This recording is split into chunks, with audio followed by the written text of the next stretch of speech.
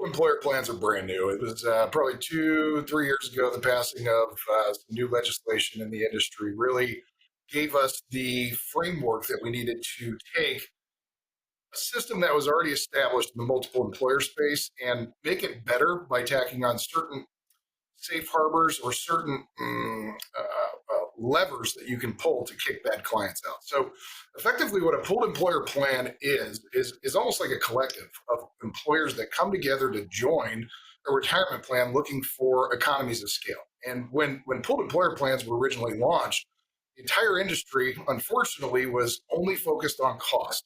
This is going to reduce your fees. This is going to reduce your fees. We're going to be able to get massive fee reductions from record keepers. Your accountant's going to give you massive fee reductions. Your TPA is going to give you big fee reductions. And that's just not the case from what we've seen. Pooled employer plans have more risk, more liability, and more work for all of the service providers involved. So by taking those responsibilities off of the business owner or the HR teams, they're accepting a lot more liability. And frankly, people want to get paid for that. But the value add back to the client is we are stripping out probably, let's just call it 90% of their 200 plus responsibilities as a plan sponsor on a daily basis or an annual basis and leaving them with only a handful of things to take care of.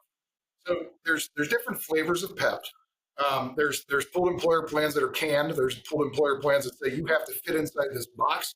You can only do this. Your plan design has to be a safe harbor. Your compensation definition has to be only W-2 compensation. And then there's pooled employer plans that are being done in more of an open architecture type situation where the individual adopting employers can do whatever the heck they want as far as their plan design, so long as they are still responsible for, either making contributions timely or the various aspects of administration that we need them to continue to run because we don't have access to that information. So at the end of the day, pooled employer plans were a place for businesses with stretched HR teams to land and offload a lot of their day-to-day tasks and responsibilities on true professionals in the industry, whether it be a TPA that's just a TPA, whether it be a TPA that's both the PPP, the 316, and the TPA, or another firm which is the record keeper, the TPA, the 316, and the PPP all in one. So